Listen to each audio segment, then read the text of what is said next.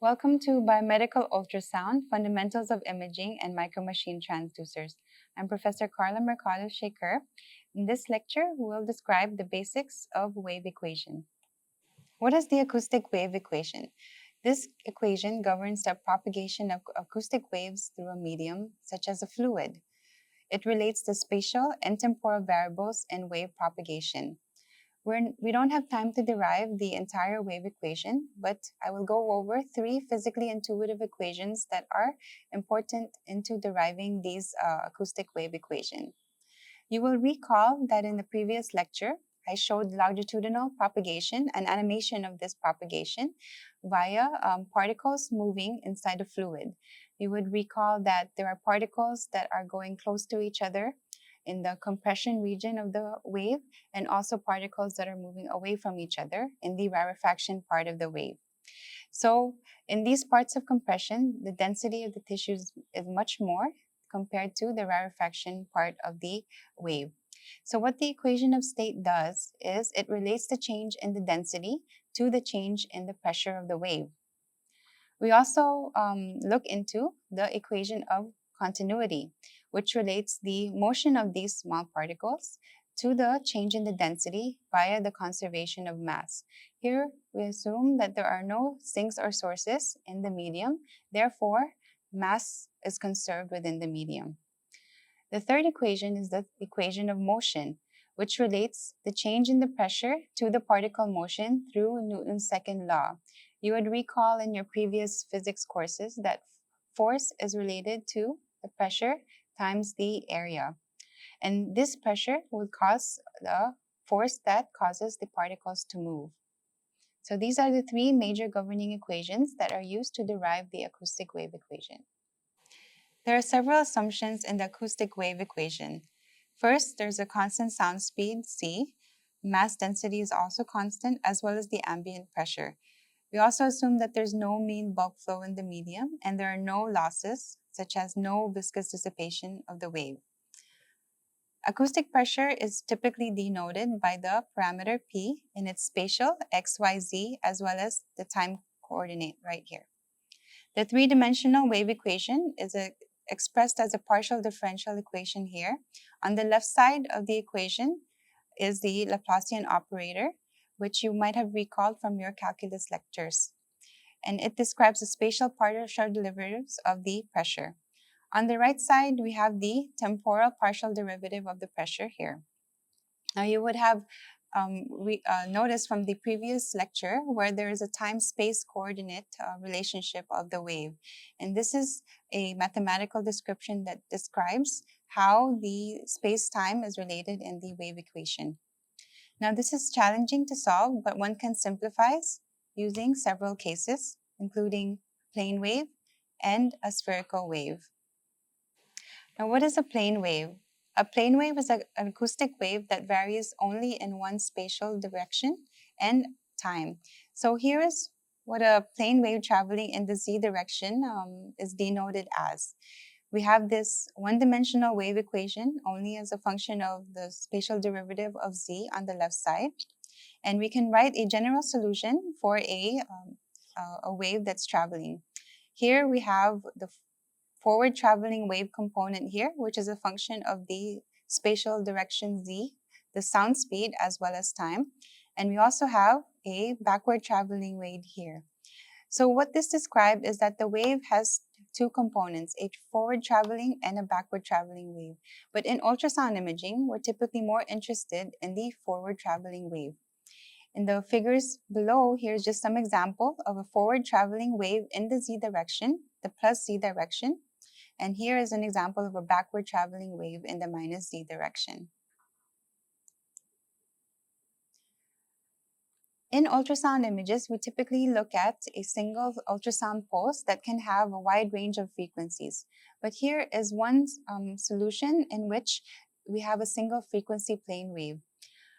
Typically, pulses are assumed to be sinusoidal signals. And here's an example of a sinusoidal signal of a forward traveling wave equation right here. Now the function here of g, it's typically has to be twice differentiable, and that will satisfy the wave equation. So this equation here, what we're showing is a cosine function. It's a solution to the 1D lossless wave equation.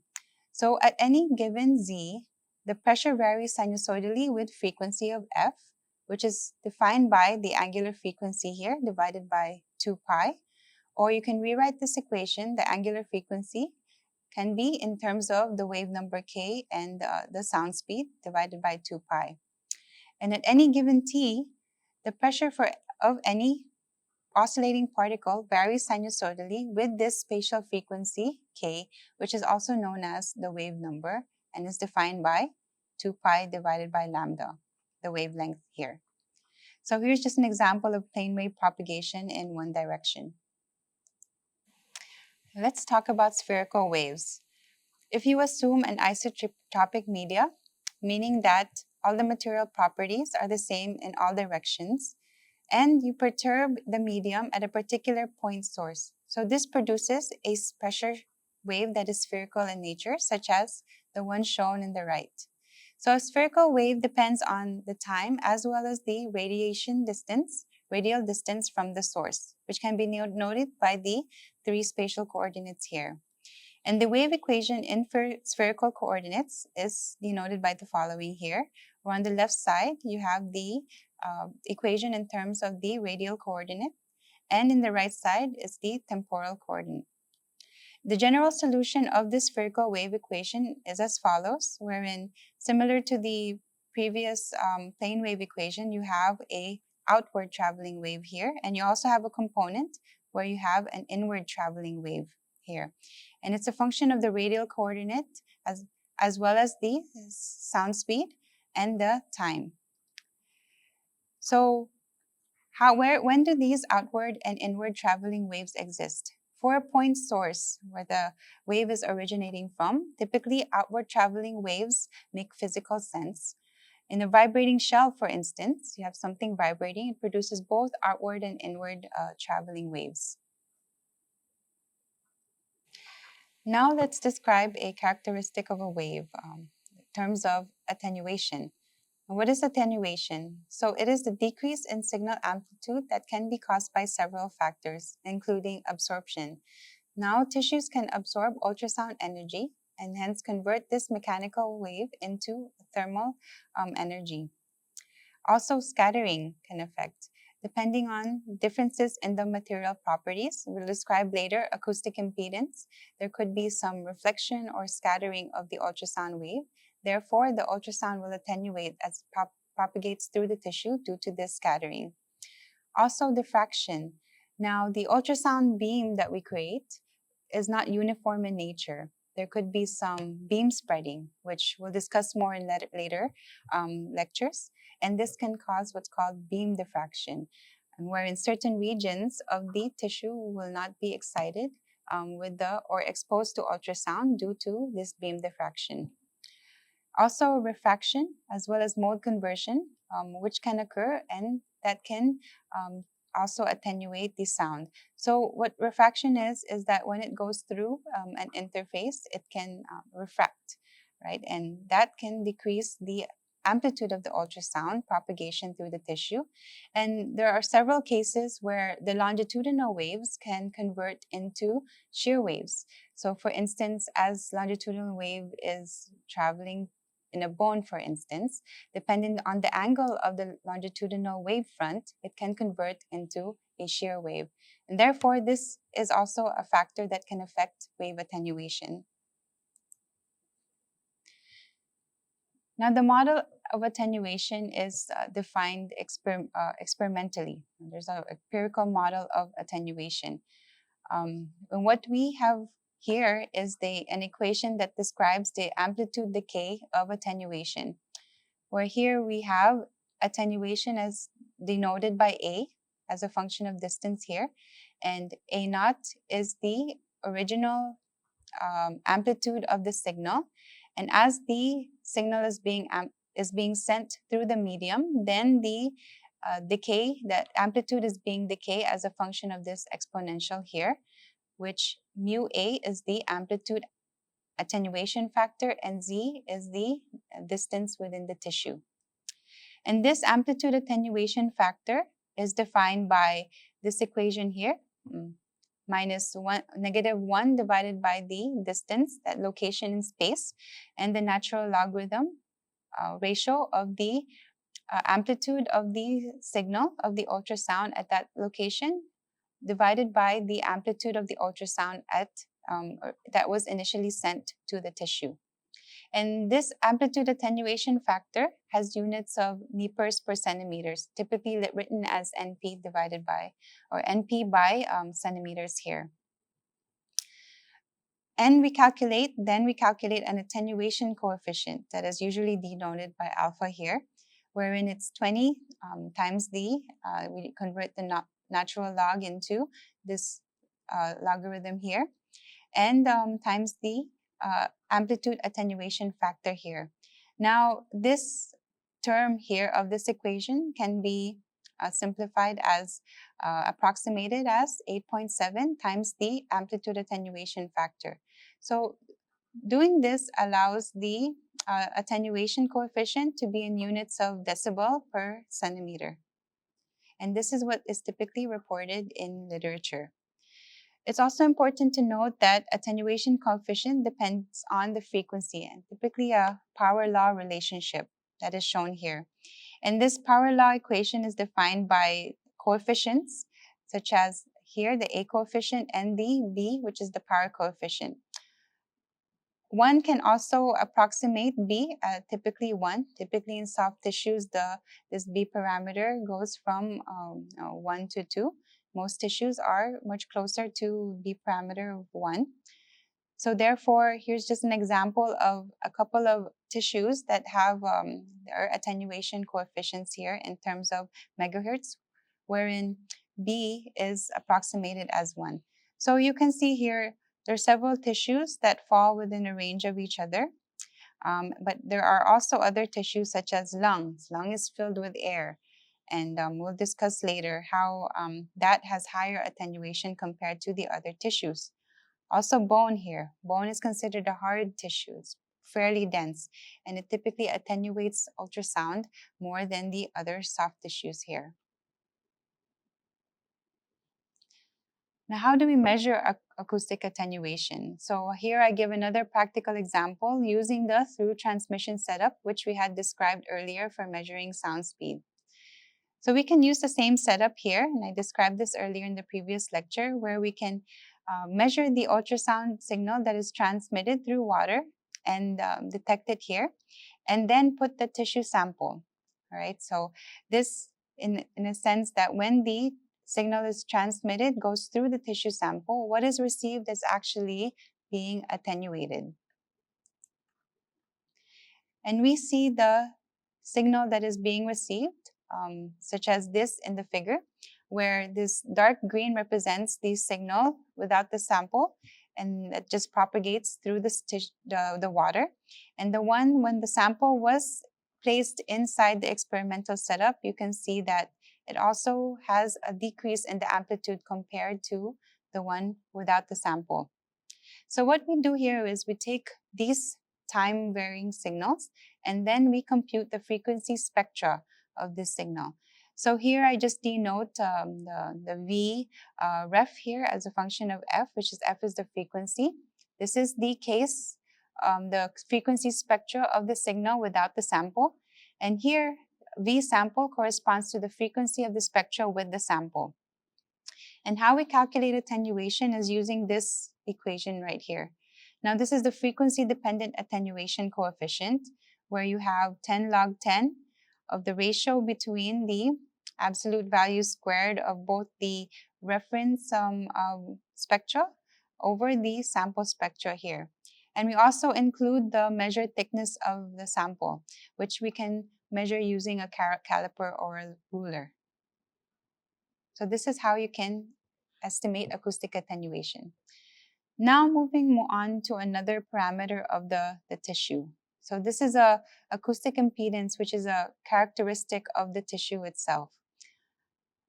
It is analogous to, if you think about an electronic circuit, Ohm's law in an electronics course, where we have the impedance equals the voltage by the current here, where we can relate the pressure P as equivalent to a voltage. We can relate the particle velocity U as related to the current, and the acoustic impedance related to the impedance of the circuit right here. So what the acoustic impedance is, it is the pressure divided by the particle velocity right here. And we can rewrite this equation as a function of the density, rho, and the sound speed right here. So typically what we have in soft tissues, since soft tissues are mainly composed of water, it's typically on the order of 1,000 kilograms per meter cube. And the sound speed on average, as we had discussed earlier, is 1540 meters per second. Now, the units of acoustic impedance is known as the Rayleigh. Now, Rayleigh is inspired by Lord Rayleigh, who who published the theory of sound. And it has units of kilograms by meter squared by per second. And a Rayleigh is very, very small. So what we typically use is megarails. So 1 million rails, which is a more practical unit in ultrasound. Now, what this acoustic impedance has, it's a factor of the density of the tissues. So what we have here is the list of the different densities of various soft tissues in the body. As you can see here, most of them fall within very close to the density of water, 1,000 kilograms per meters cube. And we have bone here that is much, much more dense than these other soft tissues. We have the acoustic wave speed in tissues right here. So I have described some of these earlier, and you can see how much they can vary between range, with bone being the highest since it's a hard tissue.